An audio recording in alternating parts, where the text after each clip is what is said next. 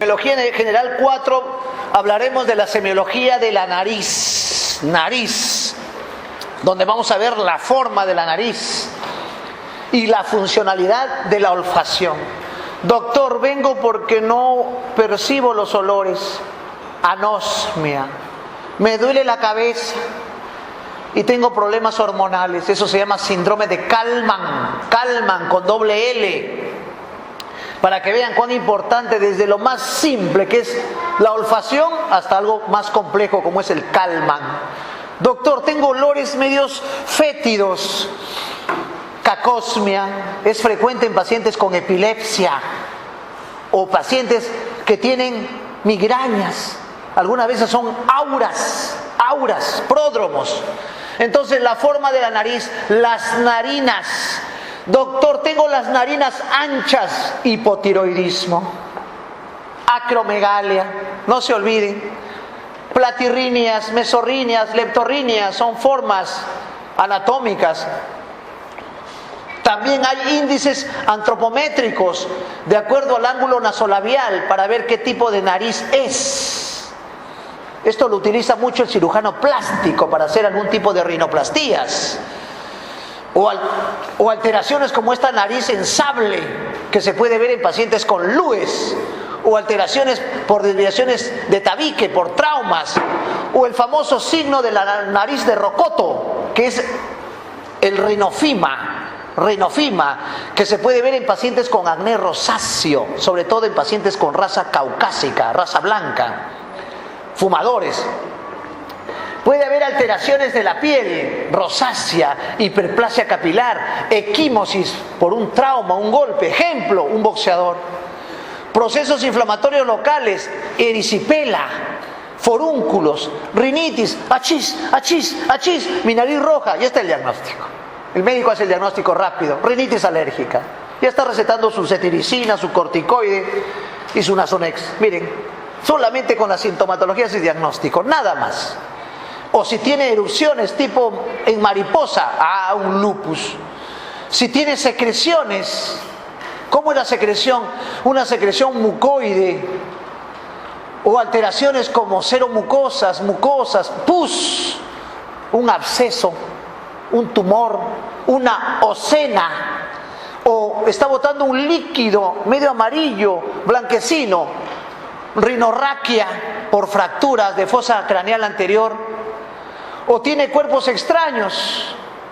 Si tiene una rinorrea, doctor, boto secreción constante, amarilla, blanquecina, eso se llama rinorrea, unilateral, purulenta, fétida. Cuerpos extraños por algunas alteraciones en población pediátrica. Y si el paciente tiene rinorrea fétida, purulenta, habría que descartar una neoplasia o algún tipo de enfermedades granulomatosas de las fosas nasales, como hay la granulomatosis de Wegener, o algún hongo que se ha incrustado en esa zona. Y esto me hace recordar a Luchito, un pacientito que vive en Tingo María. Mire, por eso la medicina es tan hermosa si tenemos un enfoque así de amplio. Un paciente que tenía rinorrea de 2 años de evolución, con antihistamínicos, corticoides, hasta cushingoide estaba. Pero nadie se preocupó en preguntar de dónde viene y cuál es su actividad. Luchito, no voy a decir su apellido, primero que vivía en Tingo María y segundo que trabajaba en una cerrajería y vendía maderas. Doctor, a ver, vamos a ver su hábitat. Claro, ¿no? Inhala, en el aserradero inhala todo lo que es los detritus de la madera. ¿Y la madera qué tiene? Hongos. ¿Saben qué le encontramos? Histoplasma en la fosa nasal. Miren, nos guiamos, ¿por dónde? ¿Qué hay en Tingo María? Histoplasmosis. ¿Cómo nos guiamos? Por lo que hacen, su trabajo.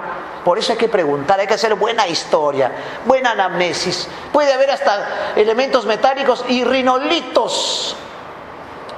Función olfatoria, cuantitativa y cualitativa.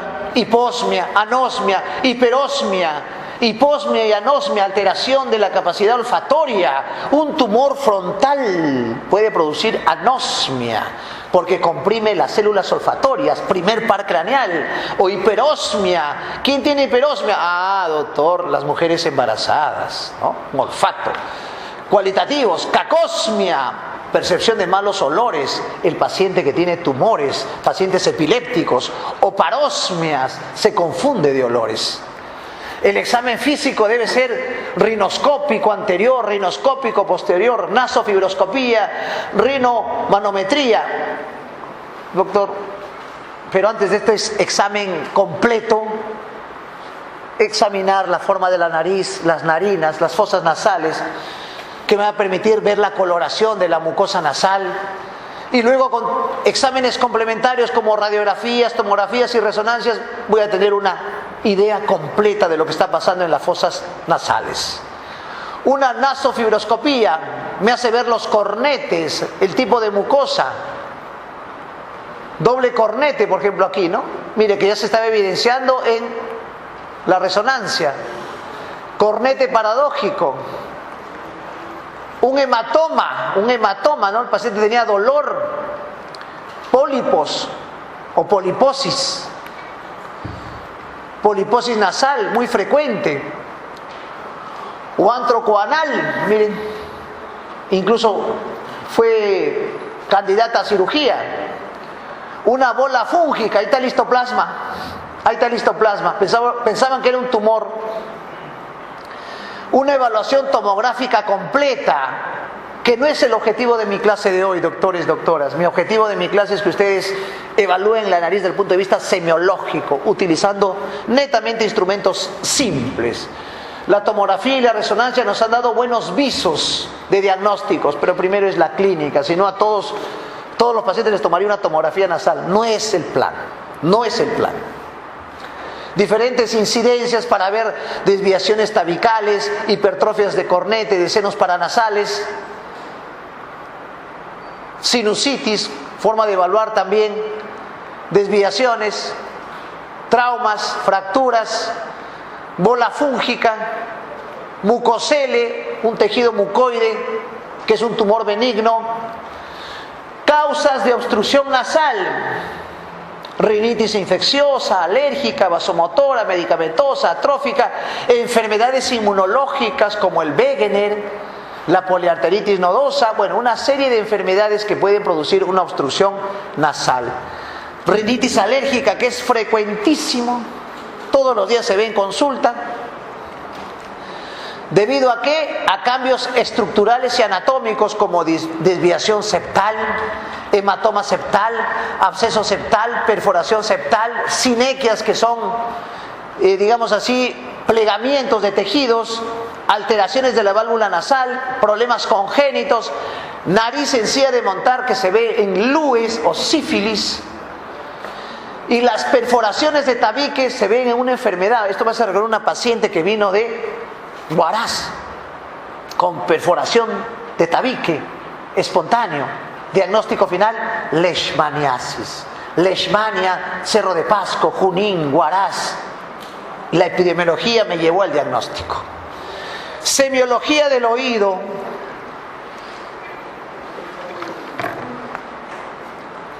Igual, una evaluación completa del pabellón auricular, del conducto auditivo externo, de la membrana timpánica, pruebas de equilibrio, exámenes audiológicos.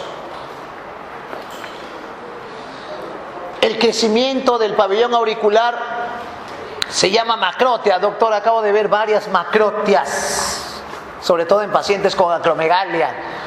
Microtias en pacientes con alteraciones de las hendiduras braquiales, plegaduras braquiales. Ejemplo, Goldenhar, Treacher-Collins, Pierre-Robin, son patologías que dan oído pequeño o apéndices auriculares.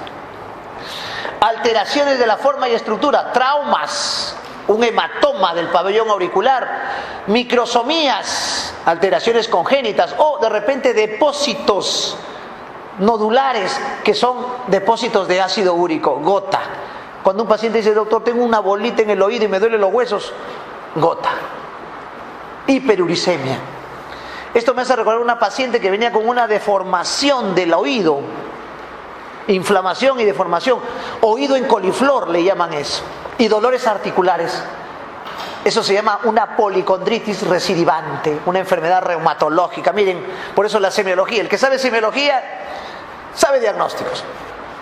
Microtia, oído pequeño, y este rezago que están viendo aquí, eso se llama apéndice auricular, síndrome de Goldenhar, con H.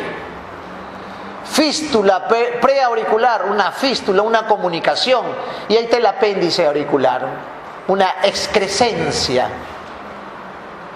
Mamelones, mamelones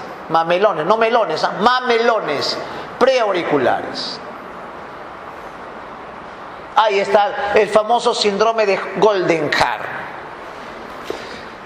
Fue uno de los primeros pacientes que vi en mi formación clínica de 26 años de médico, doctores y doctoras. Fue el primer paciente, por eso me acuerdo mucho de mi Goldenhar, ¿no? Toby, me acuerdo, ya de estar grande, Toby, ¿no? Venía con una característica, tenía el oído pequeñito, tenía el problema del maxilar, parecido a esta fisonomía. Síndrome de Goldenhar, una alteración de las hendiduras braquiales. Yo siempre digo esto, doctores, cuando ustedes ven al paciente, nunca se van a olvidar. Por eso reitero un pensamiento de Confucio. No vayan a decir como dijo una entrevista, un concurso de Misses, no sé en qué año fue, no sé en qué país, le preguntaron, ¿quién fue Confucio? El rey de la confusión. Ya, Confucio, ¿no? Dijo, lo que leo me olvido, lo que veo me acuerdo, y lo que hago aprendo. Nunca se olviden de Confucio, el sabio de los sabios de la China, Confucio. ¿No? Miren esa asimetría facial. Sí, doctor, ¿no? La parte hemifacial derecha es más pequeña que la izquierda. Estoy observando, doctor, ya estoy aprendiendo, estoy cosechando, mire, 3 clasecitas y ya tengo otra visión de la medicina. Esta es la medicina que yo quiero aprender. Ahí está, asimetría. Problemas del arco braquial, auricular, microtia, ¿ven? Microtia, incluso puede ser anotia. Y la displasia facial, eso se llama displasia facial. Otoscopía, un instrumento que ustedes van a ir preparándose a realizar, es la otoscopía, la rinoscopía.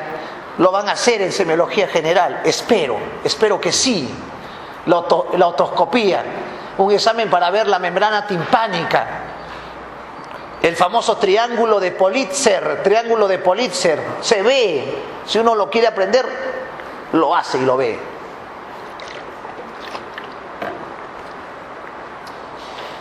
Se evalúa primero el conducto auditivo externo, se debe hacer una inspección visual y con otoscopio. Otitis, para eso hago el famoso signo del trago, no lo del sábado, no, trago. ¡Ah! Me duele, otitis. Si hay otitis es infección, inflamación. Si hay secreciones, otorragia, me sale sangre del oído, un trauma. Otorraquia, no se confundan otorragia con otorraquia. Líquido amarillo, salida de líquido cefalorraquídeo, cuadro grave. Hace una semana vimos una paciente que se cayó del 4º piso, le salió un líquido amarillo del oído, otorraquia, fractura craneal. Otorrea, ¿qué es otorrea? Es pus, una cosa fétida del oído, pus, otorrea, ¿ya? Infección, otitis. El sistema otorrinolaringológico, todo se relaciona. Y esta relación se realiza por la trompa de Eustaquio, ahí está la pus, ¿sí? En el examen otoscópico. El apéndice auricular, y la tomografía también sirve para ver las celdías etmoidales y el conducto. Importante en la semiología del oído, valorar la audición. Me zumba el oído, doctor, tinnitus, hipertensión arterial, policitemia, tumores vestibulares, tinnitus. Acúfenos, son sonidos molestosos, sonidos graves. No escucho anacusia o hipoacusia, disminución de la capacidad auditiva. O escucho mucho, hiperacusia, ¿quién no quisiera? Otitis externa, doctor, vengo por un dolor, estoy yendo a la playa, doctor, todos los días, a la piscina, ahí está, ya está el diagnóstico ya. Por eso la medicina es tan simple y sencilla, no sé por qué lo hacemos compleja, no sé por qué lo hacemos compleja en realidad. Oído del nadador, ahí está, conducto auditivo externo, inflamación, otitis media, miren cómo está la membrana timpánica, bulosa, inflamada, supurativa, roja, hiperémica, eso es otitis media. Todo esto se ve con el otoscopio. ¿Ya?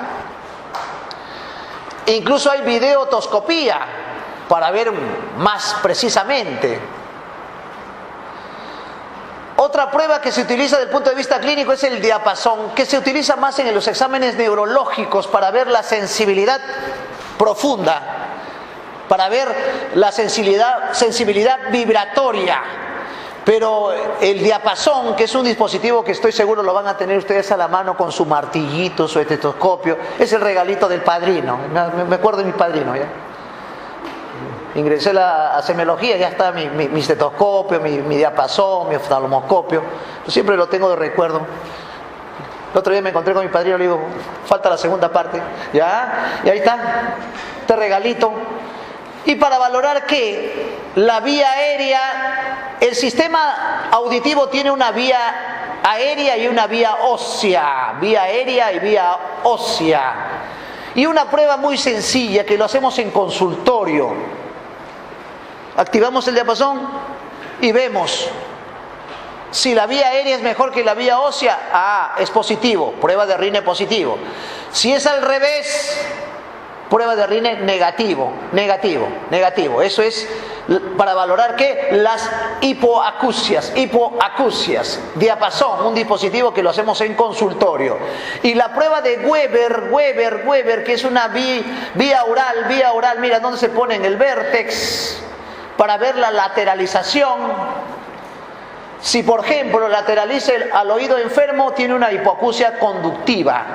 Si es lateraliza al oído sano, una hipoacusia neurosensorial, ¿no? Que son los que tienen mayor relevancia porque la otra es indiferente. Y la prueba de Schwabach compara la vía ósea del paciente con la del explorador. Son en realidad procedimientos poco usados del punto de vista si es alargada o acortada para ver el tipo de hipoacusia. En resumen, una interpretación de las pruebas para hipoacusia, que es la disminución de la agudeza auditiva, si es Weber, se lateraliza al oído enfermo. Si es Rine negativo, pero si es lateraliza al oído sano, es Rine positivo. La prueba de Weber y Rine, no se olviden para ver la parte neurosensorial. Otra semiología que debemos saber ya para estar preparándonos para nuestra práctica modelo, para entenderlo mejor. Ahora sí entiendo, doctor, porque he recibido varias comunicaciones. Doctor, ¿por qué la práctica es en febrero y no ahora? Porque tengo que ir con herramientas, con instrumentos, para cuando esté con mi paciente, examine, sepa, no vaya a ciegas, sino ya tengo una base completa. Y una de esas bases es la semiología de ganglios. Doctor, me salió una bolita, otra bolita, me toco, se mueve. Eso se llama ganglios, adenopatías, linfoadenomegalias. Y cuando encuentro ganglios ya tienen un síndrome adenopático, síndrome linfoadenomegálicos, síndrome de linfoadenopatías. Son los términos a usar.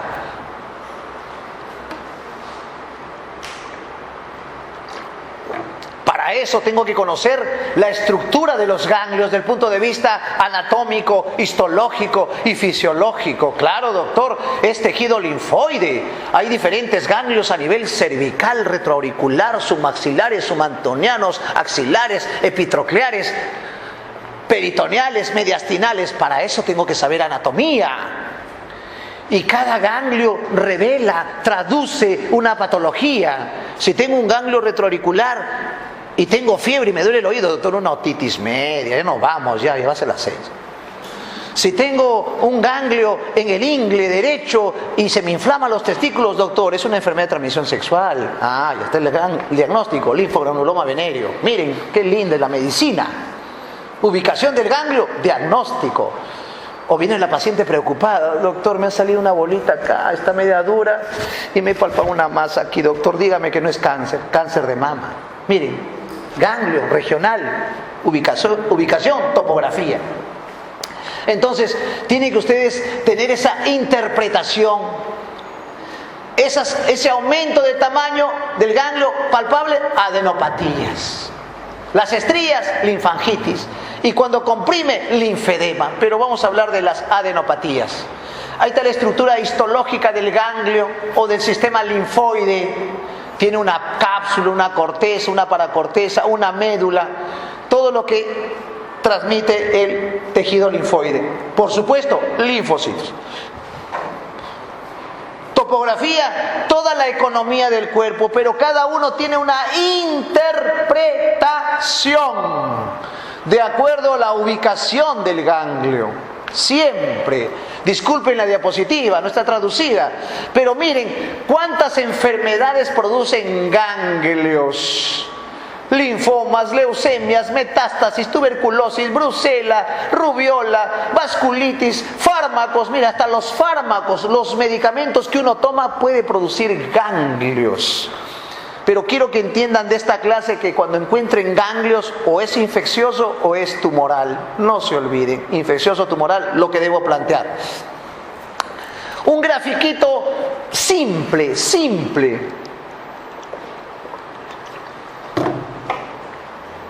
A nivel preauricular, a nivel cervical anterior, medio y posterior, y cada uno da un diagnóstico probable.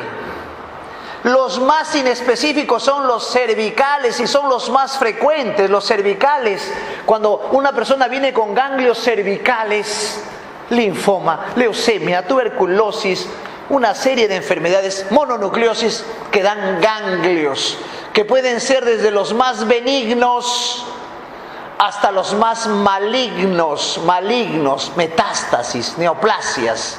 Quiero que me entiendan la interpretación de los ganglios, siempre.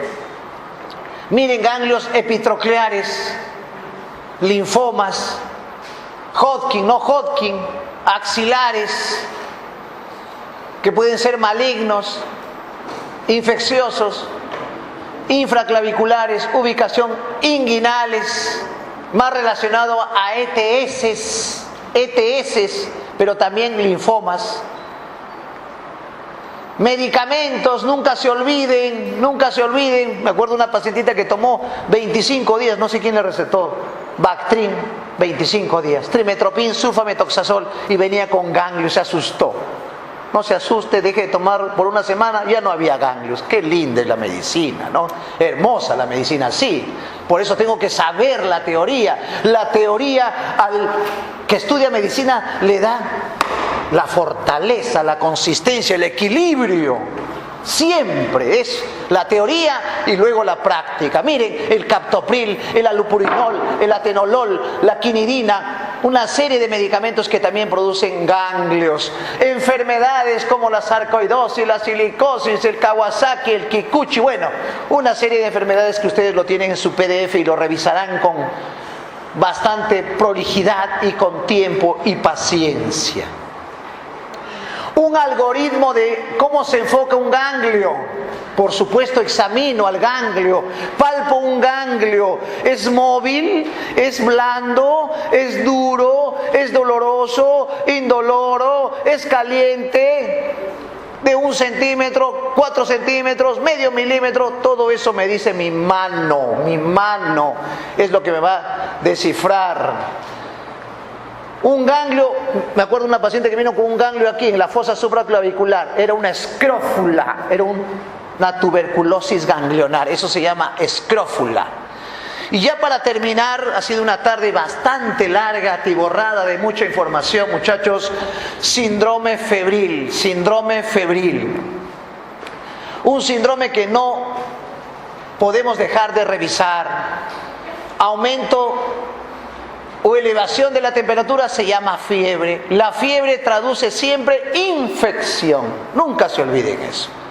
Y eso produce un síndrome febril. ¿Por qué? Porque tiene síntomas y signos. Ejemplo, Doctor, estoy estreñida. La fiebre da estreñimiento. Doctor, me duelen los huesos y los músculos. La fiebre da mialgias, ostealgias. Síntomas. Signos.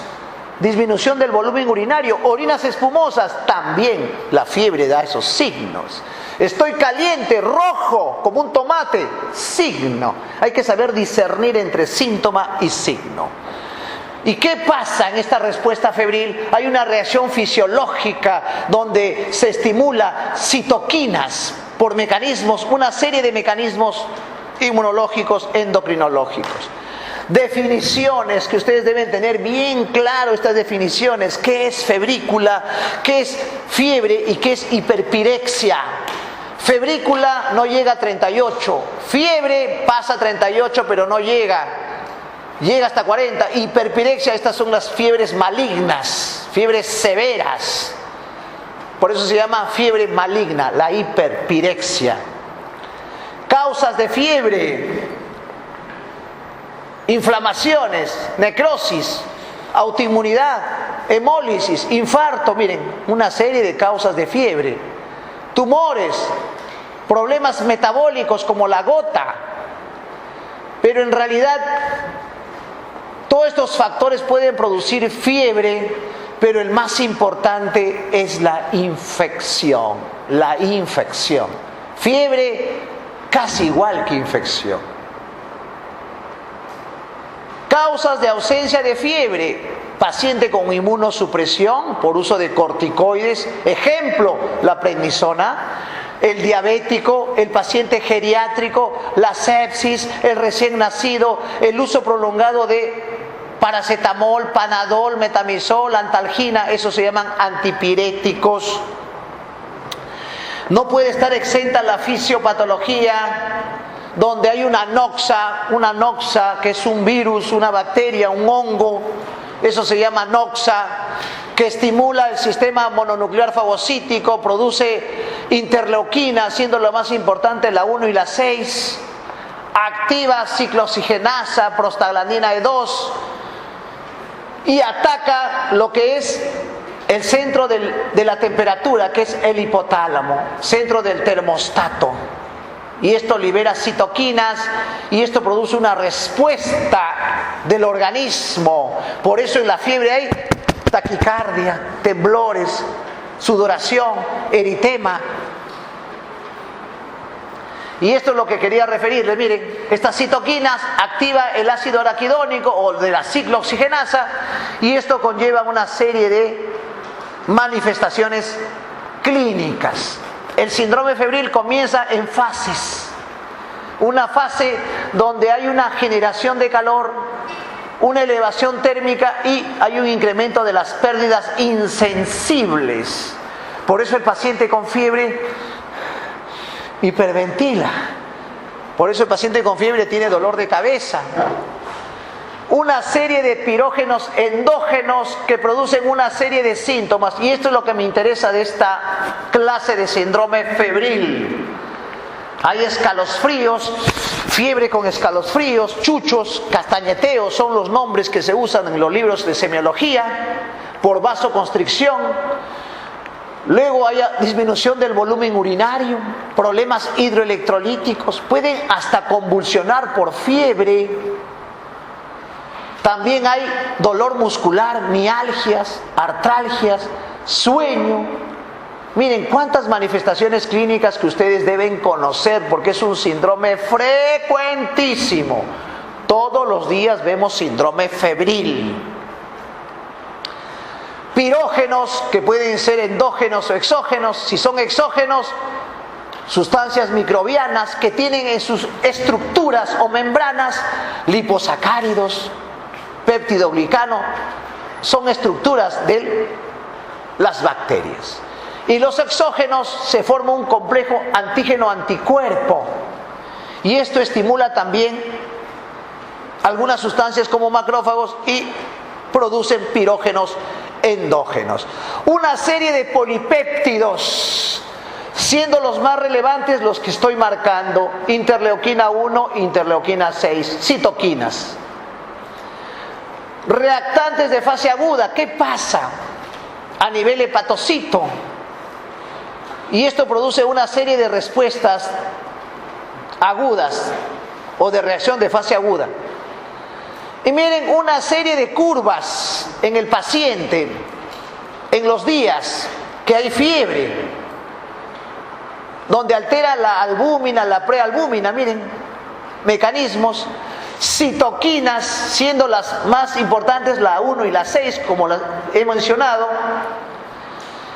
y estas respuestas de fase aguda son la antiproteásica, la transportadora de alfa-1 glicoproteína, las inmunoreguladoras y reparadoras como el fibrinógeno. Miren, una serie de sustancias complejas, no solamente es que se aumenta la temperatura a 38, 39. ¿Cómo lo cuantifico, doctor? Tengo escalofríos, me duelen los huesos, parece que tengo fiebre, estoy caliente. Así viene el paciente. Examino y lo cuantifico con el termómetro, oral, axilar. Cuantifico, registro la temperatura. Cuando hospitalizo al paciente por un síndrome febril, ustedes que van a hacer prácticas hospitalarias, a partir de marzo van a ver una hoja de funciones vitales y ahí está la curva febril que yo tengo que interpretar. Cada uno tiene una característica. Si es una fiebre éctica, una fiebre remitente, intermitente, oscilante, recurrente, o hay una disociación pulso-temperatura, esto se llama el signo de Fayet. Ejemplo, fiebre tifoidea, malaria. La éctica, colangitis, linfomas. Remitente, endocarditis. Intermitente, tuberculosis, hipertiroidismo. Oscilante, tuberculosis miliar. Y fiebre recurrente es malaria. Miren, una serie de enfermedades, casi todas infecciosas, que dan una serie de fiebres o patrones febriles. Éctica, remitente, intermitente, oscilante y recurrente. Definición del síndrome posagresión, o sea, del cuadro. El organismo se adapta, pero produce alteraciones a nivel endocrino-metabólicas, musculares, por eso hay mialgias, artralgias, cefalea y alteraciones inmunológicas en el paciente. De acuerdo a factores o agentes, anoxas, altera todo el centro cerebral, el más importante, el centro termorregulador, que está a nivel hipotalámico. Y esto incluso puede liberar hormonas, que hemos hablado casi toda la tarde, a nivel hipotalámico, hipoficiario, suprarrenal, e incluso cortisol. Consecuencias de la fiebre. ¿Qué produce la fiebre? Aumento o alteración de la virulencia, actividad fagocítica, consumo de oxígeno, demanda calórica, catabolismo proteico, hasta convulsiones. Mucho más frecuente en niños cuando llegan a temperatura de 40 grados. Muy bien, esta es la clase de síndrome febril y creo que tenemos 5 minutos para revisar su historia clínica, la parte que faltaba, por favor. Doctor, ¿por qué estamos avanzando? Porque a partir de febrero van a ver las prácticas modelo. Para eso yo quiero que tengan ya una visión mucho más amplia y la historia clínica es clave.